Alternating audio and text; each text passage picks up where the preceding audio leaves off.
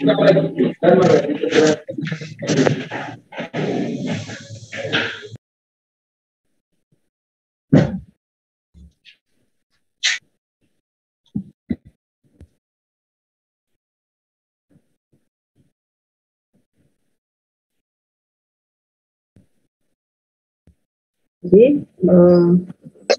ya, saya satu.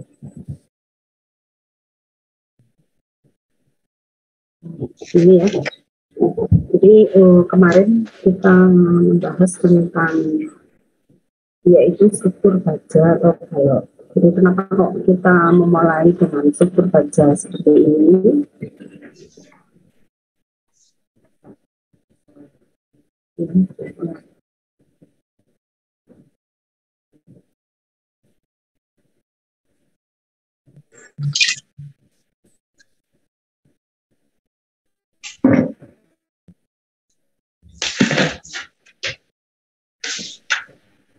struktur besar ini yang kita pelajari itu adalah baja yang didesain pada bangunan pabrik, ya.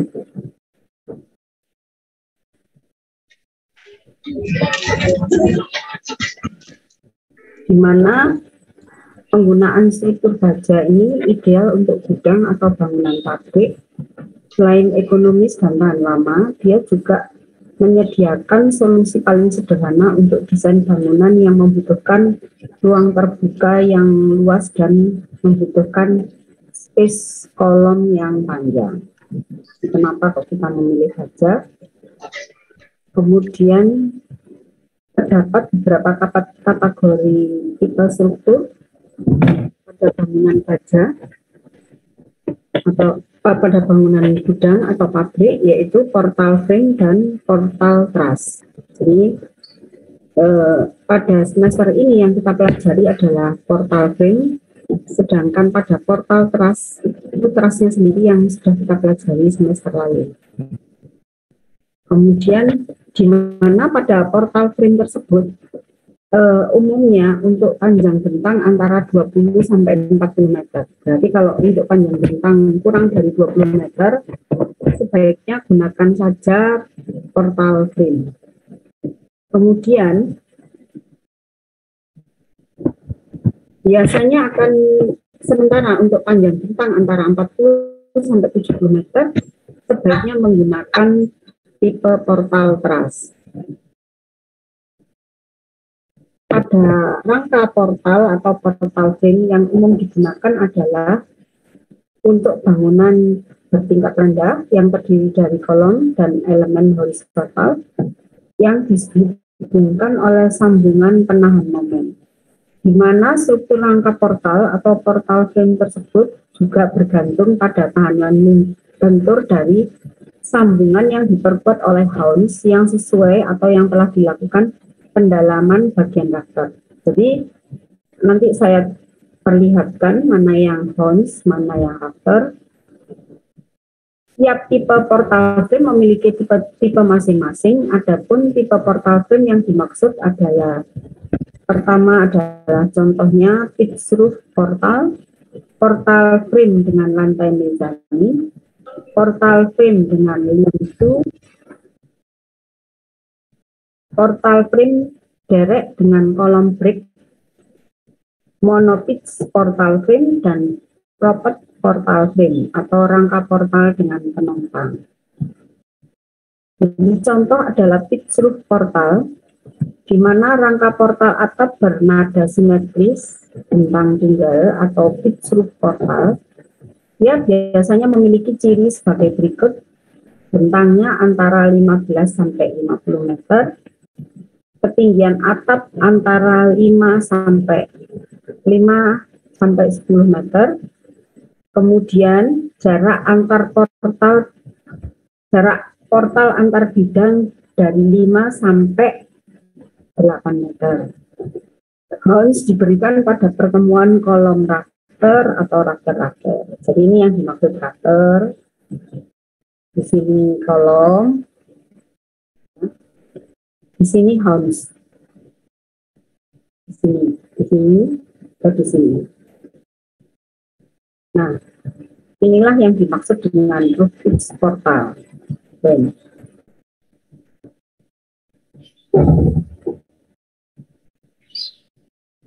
Jadi di sini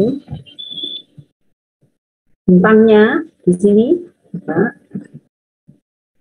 bentangnya antara dia merupakan portal frame simetris bentang tunggal, di mana bentangnya antara 15 sampai 50 meter. Kemudian ketinggian atap antara 5 sampai 10 meter. Kemudian jarak antar bidang dari portal tersebut, jadi antar portal dengan portal itu 5 sampai 8 meter. Kemudian harusnya diberikan pada pertemuan kolom dengan rafter atau rafter dengan rafter. Portal frame dengan lantai mezanin. Mezanin merupakan suatu tempat atau ruang tambahan yang letaknya berada di antara lantai dan plafon, atau lantai 1 dengan lantai 2 jika bangunan tersebut bertingkat. Kata mezanin berasal dari Italia, yaitu mezzo yang berarti bagian tengah atau di tengah. Seperti ini. Ada portal, terus di sini ada mezanin. Portal frame dengan lantai mezanin internal. Portal frame dengan lientu, jadi apabila kita menempatkan kantor secara eksternal ke dalam bingkai portal, itu dapat membuat struktur portal menjadi asimetris, seperti yang ditunjukkan pada gambar ini. Yaitu, di sini ada kantor, di sini ada portal menjadi asimetris. Keuntungan utama dari konfigurasi ini adalah kolom dan house tidak menghalangi ruangan kantor. Jadi harusnya ada di posisi ini. Ini tidak ada. Di mana struktur kantor benar-benar lientu. Oleh karena itu, portal harus dirancang untuk menstabilkan struktur kantor dengan cara seperti bingkai portal menstabilkan mezanin. Kemudian, ini adalah portal dengan eksternal mezanin. Portal frame dengan kolom bracket. Jika dibutuhkan adanya pemasangan krim pada portal frame dengan tipe yang relatif rendah, yaitu sekitar 20 ton, maka bracket dapat dipasang pada kolom untuk mendukung rel frame seperti yang ditunjukkan di bawah ini. Jadi ini adalah kolom bracket-nya. Di sini adalah tempat relnya. Ini adalah, atau salah satu contoh seperti ini juga sama. Di sini adalah crane bridge-nya. Ini crane beam-nya. Ini kolom, ini rafter. Ini adalah finish floor level atau level lantainya. Level lantai sudah terakhir ya, jadi bukan setelah ada pemasangan plesteran atau keramik. Monopitch portal frame itu adalah portal frame monopitch, biasanya dipilih untuk bintang kecil atau karena kedekatannya dengan bangunan lain. Tipe portal frame ini adalah variasi sederhana dari rangka portal dan digunakan untuk bangunan yang lebih kecil, jadi di bawah 15 meter. Contohnya seperti ini. Monopitch portal frame. Jadi kalau kurang dari 15 meter sebaiknya ini. Kemudian propet portal frame atau rangka portal dengan penompak. Jenis portal ini kadang-kadang disebut sebagai portal satu bentang dengan penompak.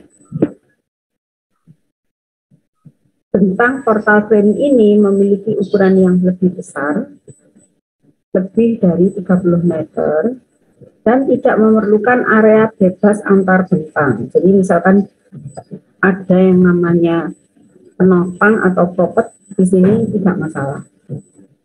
Di desainnya itu tidak masalah, tapi kalau tidak masalah nggak boleh. Pakai, bisa kita gunakan portal truss.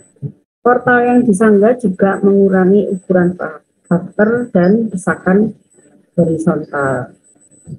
Ini portal frame dengan penopang pada tengah bentang seperti ini. Nah, ini contohnya, ini adalah real portal frame dengan lientu. Ini bangunannya 2 lantai, bisa dipakai 2 lantai seperti ini. Kemudian portal frame dengan crane, ini bracketnya ya tadi ya. Ini adalah tempatnya roda dia bergerak. Ini ke sana, ke sini, ya. Ini adalah horns ya, ini pater, ini kolom, ini hornsnya juga. Portal frame dengan crane, portal truss. Jadi portal truss adalah sistem portal yang bagian struktur horizontalnya merupakan susunan rangka batang pada satu bidang tunggal. Ini sudah kita pelajari semester kemarin, di mana susunan rangka batang harus mengakomodasi kekakuan dan kekuatan dalam sistem gaya tarik tekan saja. Jadi tidak ada momen ya, seperti yang kemarin kita pelajari. Rangka batang akan menggunakan susunan konfigurasi segitiga yang secara mekanik dapat memberikan efek kekakuan dan kekangan atau penahanan yang tinggi. Dengan fenomena mekanik tersebut, dibandingkan dengan sistem portal frame, maka portal truss dapat mengurangi efek lendutan pada bentang panjang. Makanya disarankan untuk bentang 40 sampai 70 meter, 20 sampai 70, 40 sampai 70 meter kita gunakan saja portal truss. Jadi sebaiknya ya kalau 30 meter juga sudah gunakan itu saja. Karena kalau kita pakai portal frame nanti ukuran WF-nya itu terlalu besar. Setidaknya terdapat 5 tipe portal truss, diantaranya adalah sebagai berikut, yaitu flat truss, Warren truss, pin truss. Jadi seperti contoh ini adalah portal truss. Ini ya dia, besar sekali ya. Kemudian ini juga, ya, ini juga. Ini portal truss dengan lientu. Ini ada bangunannya ya. Kemudian bagaimana sih komponen struktur pada bangunan gudang? Jadi ini kan tadi frame-nya ya. Frame-nya di sini adalah kolom, di sini kolom, di sini adalah rafter, di sini rafter. Maka di sini ada juga yang namanya balok untuk tempat crane. Nah, kalau mau dipakai seperti ini untuk crane, makanya kita beri istilah crane. Nah, di sini ini kita katakan, jadi nanti masuk lagi ya. Kalau sudah habis kita masuk lagi seperti biasanya. Jadi di sini misalkan ini jarak antar bidang. Ini ada yang 5 sampai 8 meter gitu misalnya. Nah, di sini disambung oleh namanya, kasih pengaku oleh namanya roof purlin atau gording. Nah, di sini kita beri namanya roof bracing atau ikatan angin atau track stang. Sedangkan yang ini adalah kolom bracing. Ada roof bracing, ada kolom bracing. Kemudian bagaimana konsepnya? Kita harus tahu standarnya, pembebanannya, kriteria desainnya bagaimana, standar material bajanya, kemudian spesifikasi baja strukturnya. Kemudian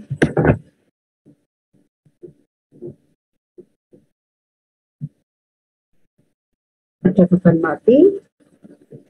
mati tambahan, beban hidup pada atap, beban angin, kemudian kategori risiko pada gudang, faktor arah angin, kemudian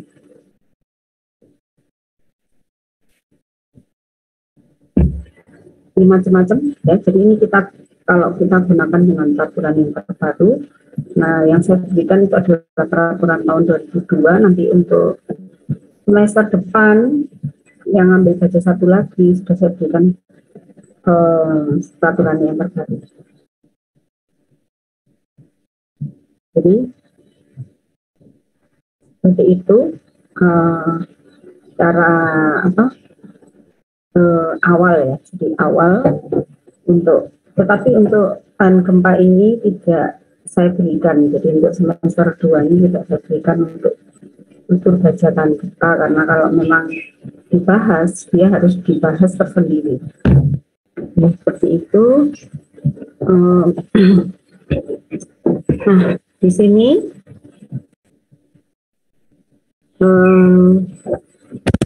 di situ ada kolom rafter, di mana rafter tersebut,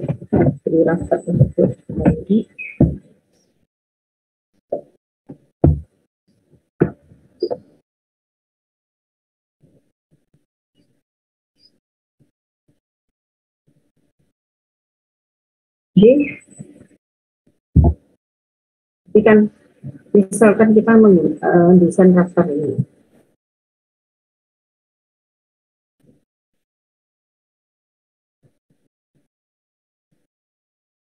Maka di sini fungsinya dia tidak hanya sebagai balok saja, karena akibat momen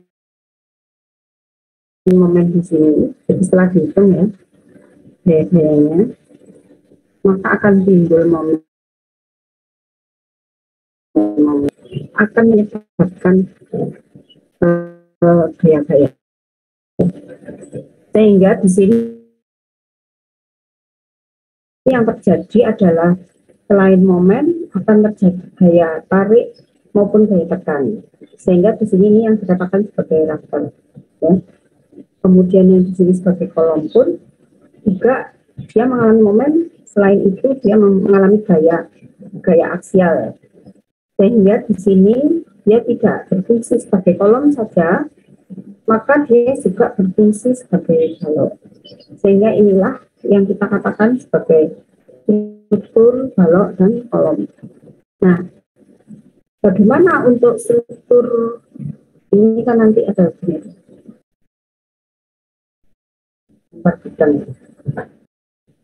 Nah, di sini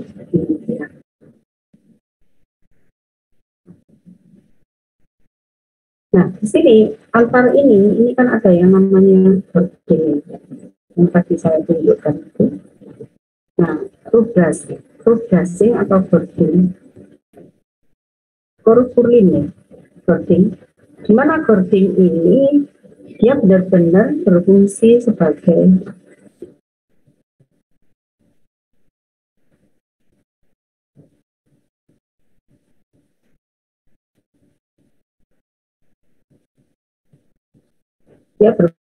benar-benar sebagai balok baja, yaitu disebut sebagai simbol metodenya. Karena itulah kita pelajari tentang balok dulu, setelah itu desain boarding kita bisa buat, kemudian kita masuk ada balok kolom, barulah kita mendesain rafter maupun kolom tersebut. Dimana untuk balok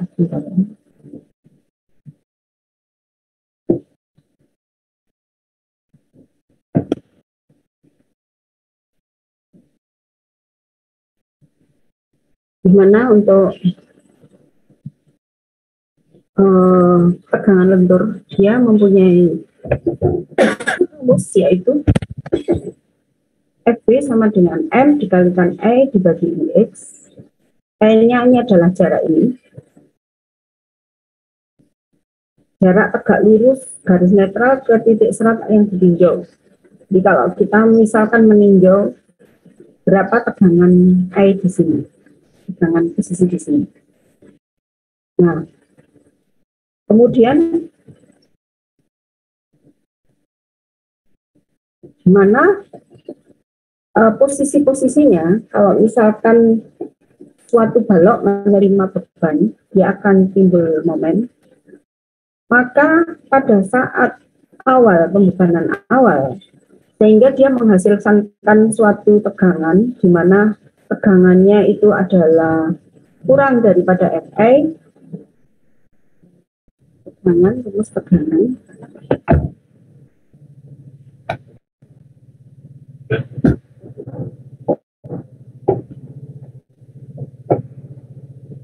Bentar ya, Dek ya. Bentar aja.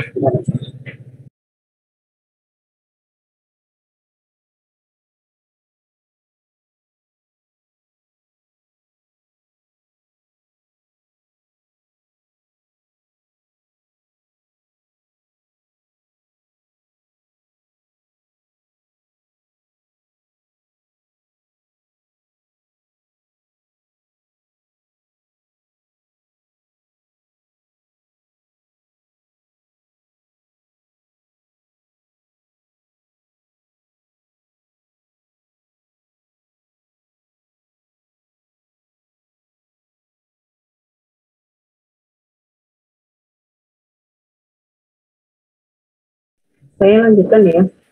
Jadi di sini tegangan itu adalah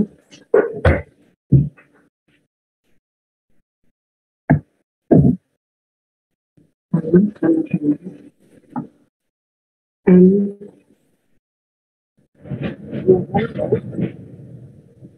dikalikan naik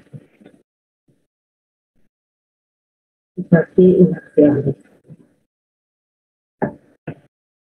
Dan jadi di sini kita lihat pada saat F-nya ini itu kurang dari Fa, maka kondisi yang terjadi tegangannya seperti ini gambarnya.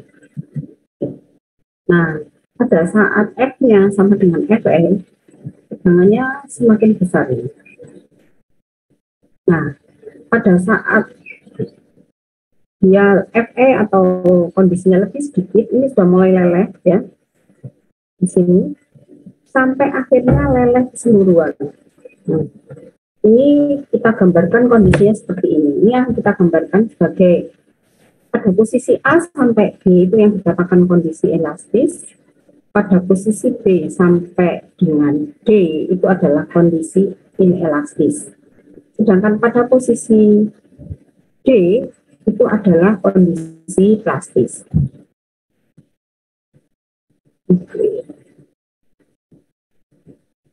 Nah,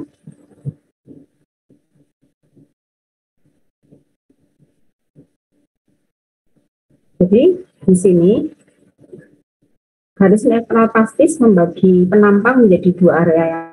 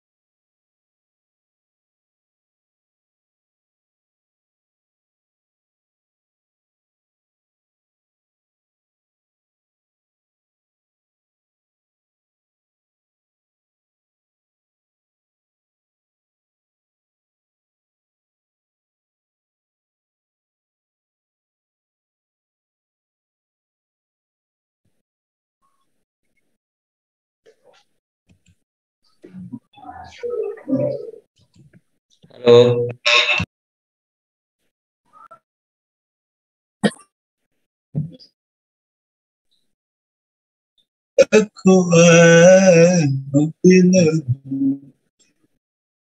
Edi Sumanto.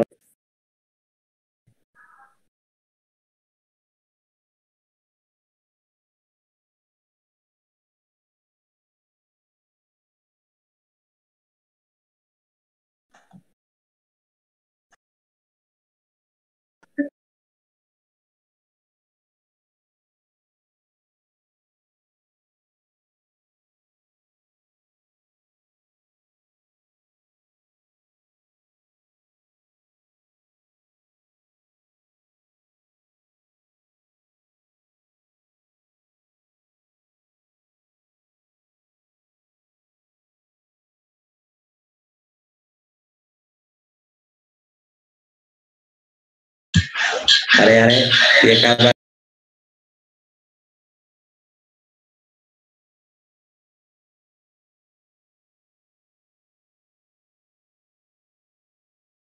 Menunggu temennya, saya lanjutkan ya.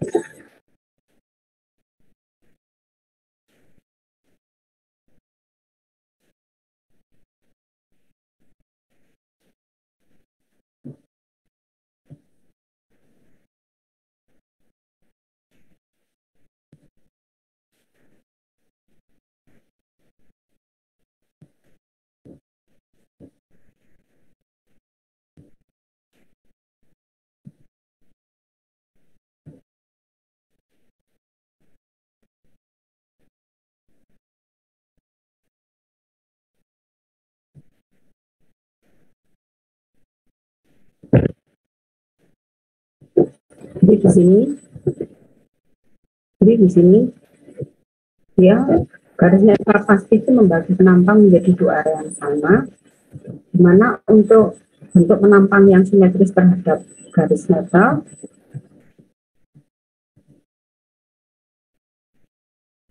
untuk garis netral elastis maupun plastis adalah sama, di mana momen plastis atau MP adalah kopel penahan yang dibentuk oleh dua gaya yang sama besar dan berlawanan arah. Jadi ini adalah, misalkan di sini adalah C-nya adalah dari AC kalikan FE, di sini FE-nya adalah AE dan FE, di mana A luas penampang, A kecil adalah jarak antar titik pusat 2,5 arena, sedangkan Z adalah modulus penampang plastis.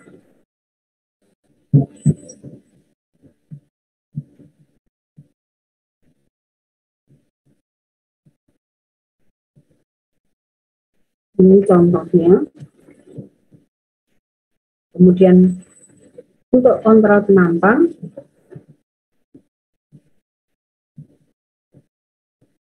momen nominal untuk ketahanan desain didapat berdasarkan SNI 1729/2002.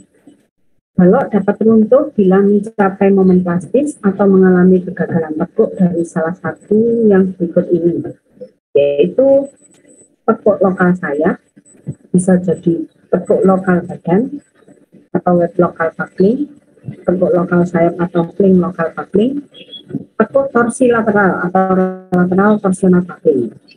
Momen nominal diambil yang paling kecil sesuai kondisi yang paling kritis terjadi.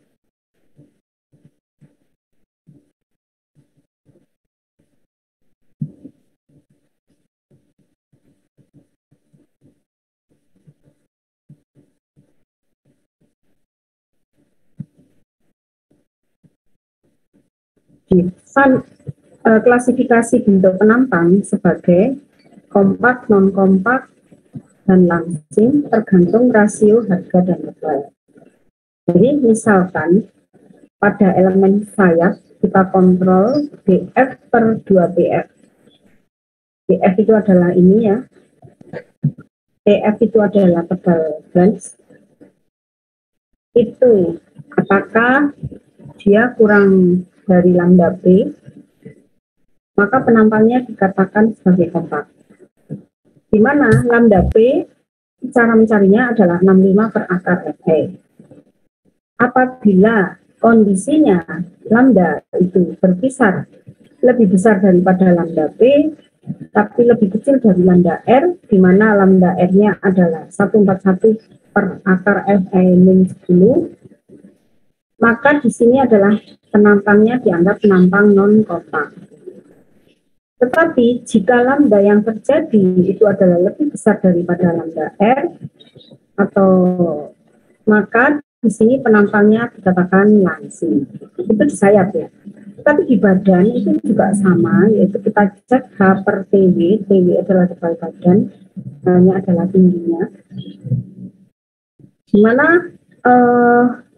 ini kita kontrol untuk lambda P-nya itu adalah 640 dibagi akar Fe, sedangkan lambda R-nya itu adalah 970 dibagi Fe.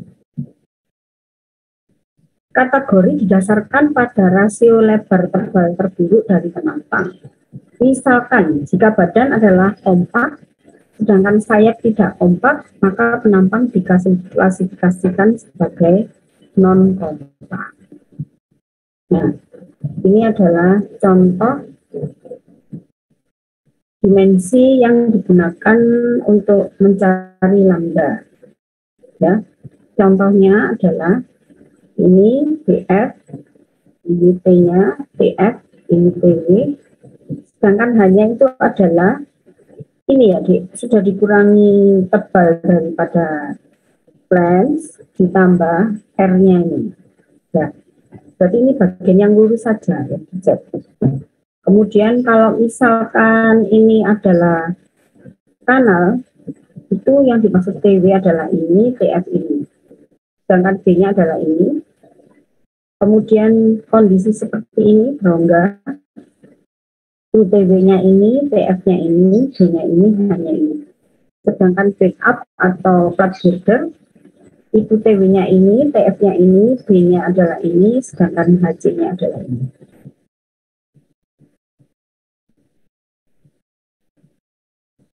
Dimana pada kontrol ketuk balok, ada fling lokal buckling, apakah web lokal buckling atau lateral torsional buckling, maka kondisi kompak, kondisi tidak kompak maupun kondisi langsing akan berbeda. Pada fling lokal buckling,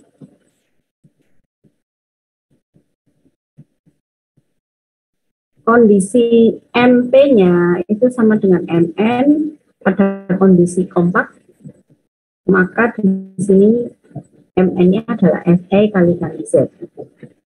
Sedangkan pada kondisi tidak kompak, maka MN-nya itu seperti ini cara mencarinya. Pada kondisi langsing seperti ini. Sedangkan pada web lokal buckling itu juga hampir sama ya, Nah, yang berbeda di sini adalah lateral torsional buckling. Di sini yang berbedanya ada faktor shifting. Nah, bagaimana cara mencarinya? Kita cari nanti. Yang saya share tadi itu adalah bentuk tulisan tangan, itu adalah rangkuman dari yang saya terangkan ini semua. Jadi misalkan ini adalah suatu balok, kemudian dia mengalami kondisi seperti ini.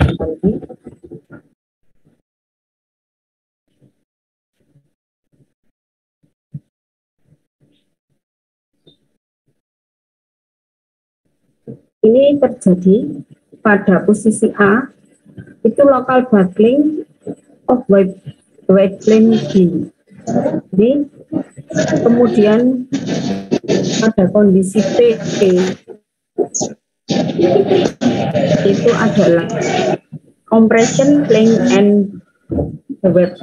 Jadi kita lihat ini adalah, coba dimatikan ya, yang suaranya ini ya.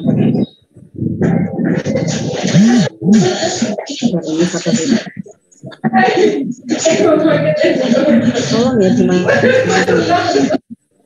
Maria. Bentar ini dengan mengganggu. Tolong matikan dulu kalau aku.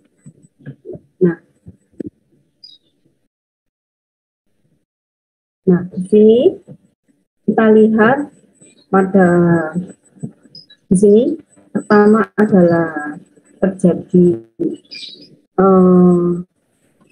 seperti ini adalah posisi yang terjadi akibat baik fling lokal buckling maupun web lokal buckling. Nah, di sini ini yang terjadi akibat lateral torsional buckling.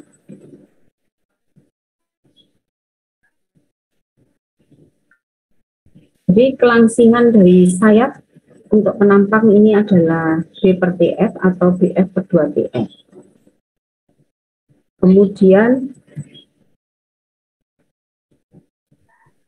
untuk penampang batas antara kompak dan non-kompak itu adalah dibatasi oleh lambda P dan lambda R. Di mana untuk mencari FR-nya itu ini adalah kondisi pada yang saya terangkan tadi itu pada kondisi FE sama dengan satuannya MPa. Nah, FR-nya itu adalah tegangan tekan residual rata-rata pada plat saya. Apabila dia penampangnya itu di roll, atau maksudnya ini adalah di pabrik, maka dia FR-nya adalah ya. Sedangkan apabila penampangnya itu jelas atau kita menggunakan plat header, maka FR-nya adalah 115 ampere. Jadi seperti itu. Di dalam zona plastis, momen nominalnya adalah Mn sama dengan Mp atau Fe kalikan Z. Di batas antara non-kompak dan langsing, momennya adalah Mr kalikan S dalam kurung Fe min Fr. Jika plat badan profil adalah langsing dan berperilaku elastis, maka elemen batang didesain sesuai aturan plat header.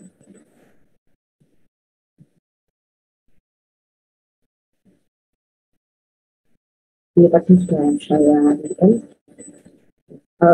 Kemudian, jadi untuk batas penampang antara batas plastis dan batas elastis, maka di sini ada yang namanya M lambda P atau lambda R, di mana lambda tersebut harganya adalah berkisar antara lambda P kurang daripada lambda P, tapi lebih besar daripada lambda R. Sehingga Mn-nya bukan dalam bentuk Fe dikalikan Z, tetapi Mn-nya adalah dicari. Ini nanti tidak sulit, tapi kalau kita sudah masukkan di soal-soal.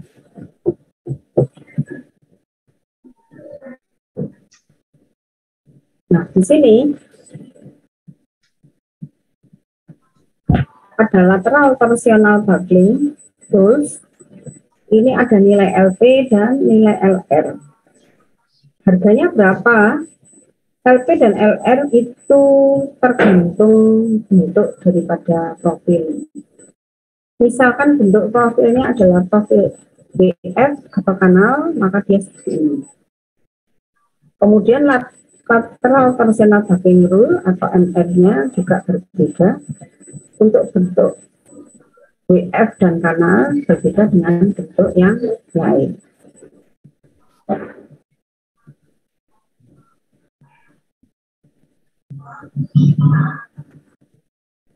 Jadi, balok pendek kompak tertopang lateral atau dikatakan L-nya itu kurang daripada lambda B, L-nya kurang dari LP, saat panjang tak tersupport atau unbrushed length, L dari sayap terkompresi adalah kurang dari LP.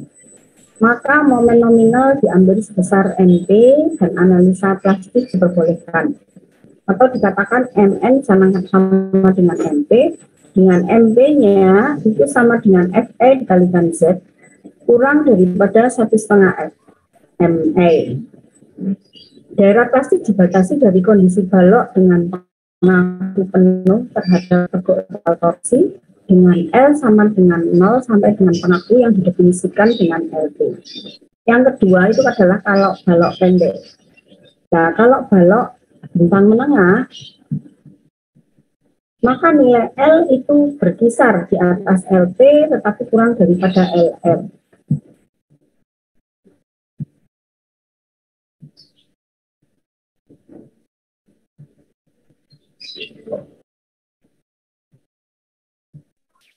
Pada masa inelasis ini, hubungan antara kekuatan nominal Mn dengan panjang tak berpengaruh atau unbrushed length adalah linear seperti pada gambar.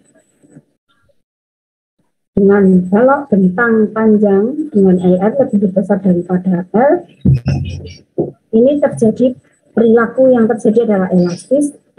Jika momen adalah lebih besar dari tetek leleh pertama atau M-nya lebih besar dari MA, dengan L lebih besar daripada LP tapi kurang daripada LR, maka kekuatan berdasar perilaku inelastis. Dengan momen pada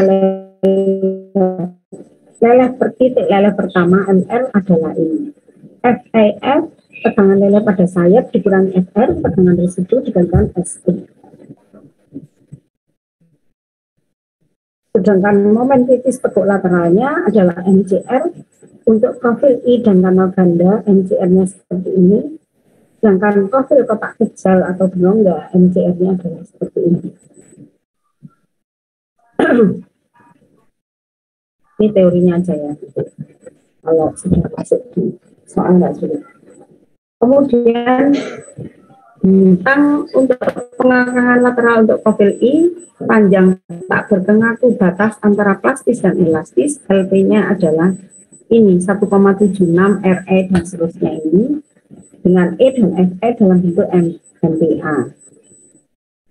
Sedangkan panjang tak bertengaku batas antara inelastis sampai elastis, LR-nya adalah ini dengan FL yaitu FE min FR. Dengan X1 dan X2-nya seperti ini. Jadi, panjang bentang L dapat dalam referensi lain disebut notasinya adalah LB, membedakan dengan panjang sesungguhnya atau bentang L, yang akan dibandingkan dengan nilai LP dan LR. Haruslah panjang elemen yang tidak diberi pengaku atau unbracelet. Jadi kalau misalkan seperti ini, maka L-nya adalah sama dengan LB. Tapi kalau seperti ini, di sini dikasih pengaku, maka L-nya itu adalah dari sini sampai sini, tetapi LB-nya adalah antar pengaku saja.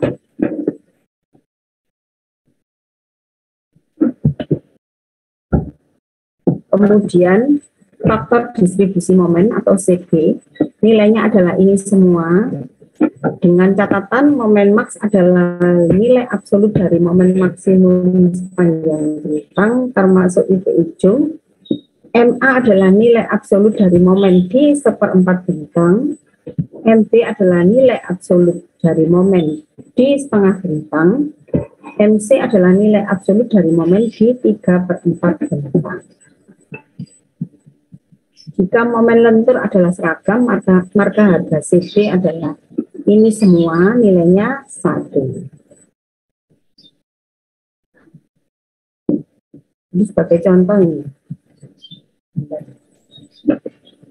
Jadi ini LB-nya sama dengan L, maka CB-nya adalah 1,14. Tapi kalau LB-nya itu setengah karena di sini ada pengaku, maka LB-nya adalah L/2, CB-nya adalah 1,3. Sedangkan kalau ada beban terpusat, ini beban terpergerakan. Ada beban terpusat LB sama dengan L, CB-nya adalah 1,32. Sedangkan kalau posisi beban terpusatnya ada di tengah bentang, sehingga LB-nya adalah L/2, sedangkan CB-nya adalah 1,67. Kemudian apabila di sini ada harga M1, di mana harga M2 sama dengan M1, dengan LB sama dengan L, CB-nya adalah 2,27. Apabila ada dua beban di B dan C, di mana AB dan CD itu sama dengan CB-nya 1,67, sedangkan BC, CB-nya adalah 1. Jadi ini adalah harga CB untuk beberapa kasus umum dan penumpu lateral. Jadi untuk balok cantilever tekang, AISC mengatur harga CB sebesar 1, di mana harga 1 selalu konservatif terlepas dari konfigurasi beban pada balok. Tapi dalam beberapa kasus bisa menjadi terlalu konservatif.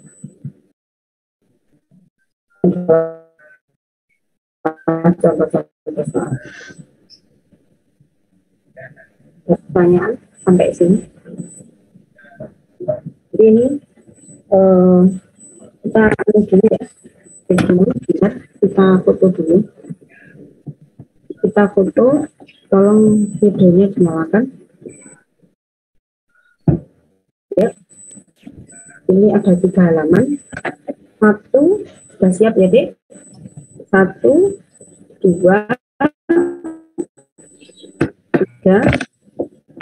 Jangan lupa nanti absen di ya. Ya. Nah. Ini saya ini.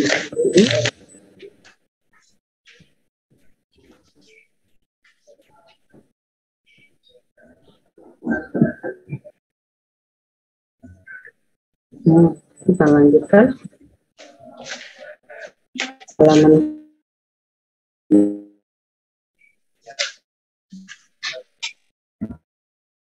kedua. Oke, sebentar ya.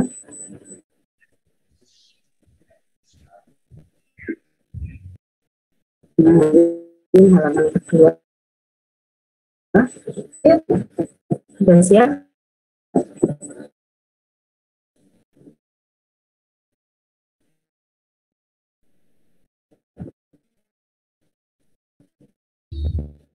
Coba ada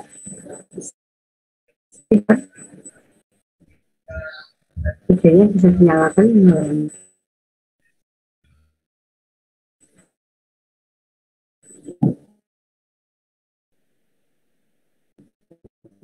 Satu,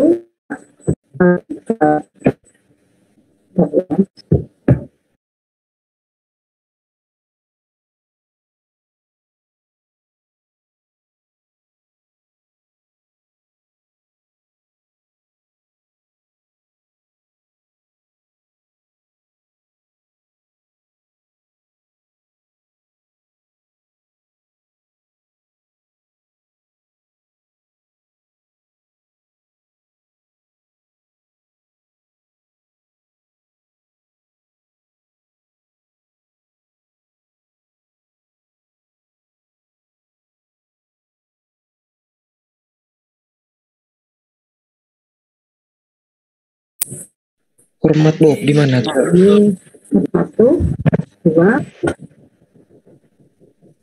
dua, sebentar ada yang masuk lagi.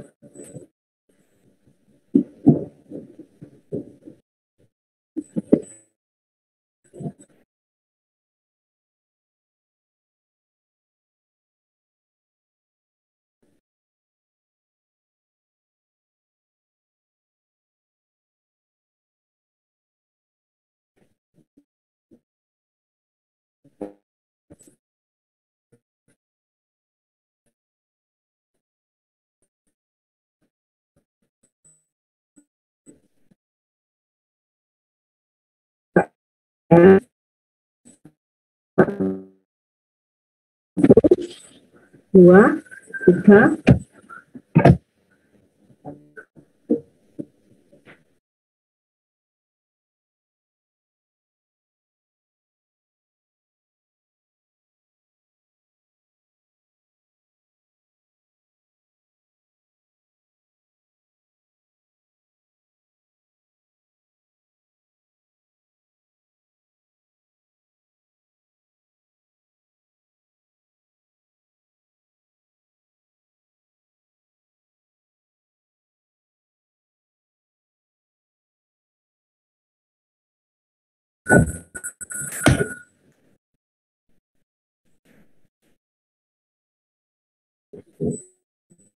strategi.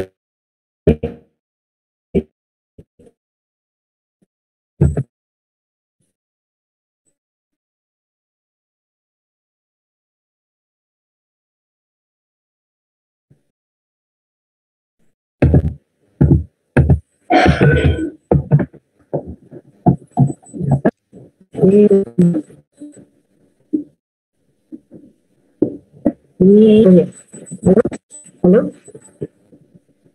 koneksinya terputus-putus ya, Bu? Iya, Bu. Suaranya putus-putus, Bu. Jadi,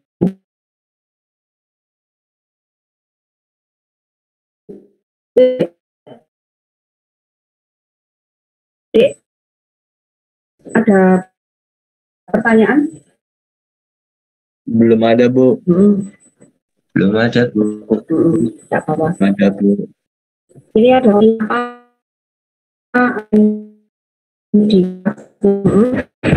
tapi besok nanti kuliah dalam penjelasan tugas oleh Pak Pradi ya. Nanti besok ya. Jadi seperti biasa nanti setelah penjelasan tugas tetap absen di grup juga. Jadi penjelasan tugas tetap absen, kuliah tetap absen. Harus sabar ya, karena ini memang SKS-nya banyak, jadi kita juga waktunya panjang. Jadi maksudnya enggak sekali pertemuan, tapi 2 kali pertemuan minimal, sedangkan pertemuan yang satunya adalah untuk tugas. Ada pertanyaan untuk ini, Dek? Ini sudah saya share semua materi tentang balok. Mungkin tugasnya bisa dibagi besok dari Pak Bobi.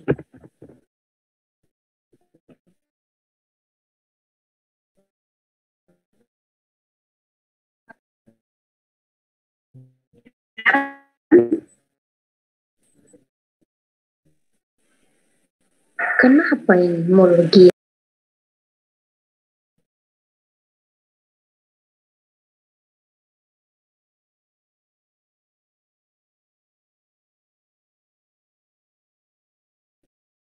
Pertanyaan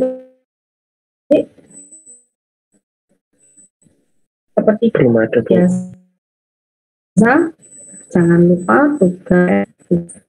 Ada pertanyaan untuk itu? Cukup, Bu. Mohon maaf, ini anunya apa?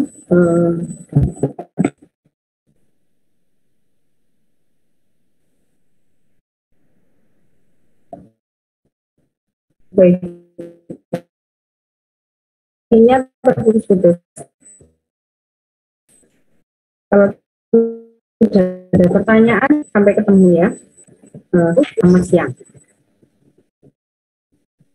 Selamat siang, Bu. Selamat siang, Ibu. Terima kasih. Selamat siang. Terima kasih, Bu. Terima kasih. Terima kasih, Bu. Mas Anjay Mabar. Terima kasih ya. Mas Anjay Mabar. Iya, Bu. Terima kasih, Bu.